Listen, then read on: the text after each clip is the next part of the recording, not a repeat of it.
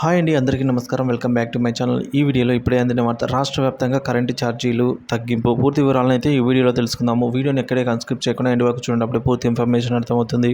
వీడియోకి ఒక లైక్ చేయండి ఫ్రెండ్స్. వీడియోలోకి అయితే వెళ్ళిపోదాము. ఫ్రెండ్స్, ఏపీలో విద్యుత్ వినియోగదారులకు విద్యుత్ మంత్రి రవికుమార్ గారు అయితే ఇవాళ గుడ్ న్యూస్ చెప్పారండి. రాష్ట్రంలో విద్యుత్ రంగం ఎదుర్కొంటున్న సమస్యలకు త్వరలో పరిష్కారం చూపడంతో పాటుగా వినియోగదారులు చెల్లించే ఛార్జీలను తగ్గించేందుకు ప్లాన్ చేస్తున్నట్టు ఆయన వెల్లడించారు. రాష్ట్రంలో గత 5 ఏళ్లలో విద్యుత్ రంగం కూడా తీవ్ర ఇబ్బందులు పాలైందని, దాన్ని తిరిగి గాడిన పెట్టేందుకు ప్రయత్నాలు జరుగుతున్నాయని అయితే తెలిపారు.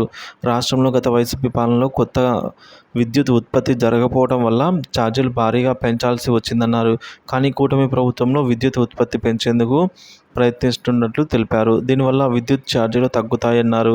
ఇందుకోసం కొత్త విద్యుత్ ప్లాంటు, సోలార్ విద్యుత్, రైతులకు కుసుమ్ యోజన వంటి పథకాలను అమలు చేసేందుకు సిద్ధమవుతున్నట్లు విద్యుత్ మంత్రి రవి గారు అయితే వెల్లడించారు. ఇక రాష్ట్రంలో విద్యుత్ వినియోగం 6 నుంచి 7% పెరుగుతోందని, అందుకు తగినట్టు ఆ విద్యుత్ ఉత్పత్తి చేయగలిగితే ఛార్జీలను అదుపులోకి తీసుకుని రావచ్చు అని మంత్రి తెలిపారు.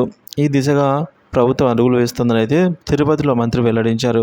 24 గంటల పాటు నిరంతరాయంగా విద్యుత్ వినియోగాన్ని అందిస్తామని చెప్పేసి ఆయన తెలిపారు. అలాగే రైతులకు నాణ్యమైన విద్యుత్ అందిస్తామని, ఇందుకోసమే ఇప్పటికే అధికారులను ఆదేశించామని కూడా ఈ మేరకు తెలియజేశారండి.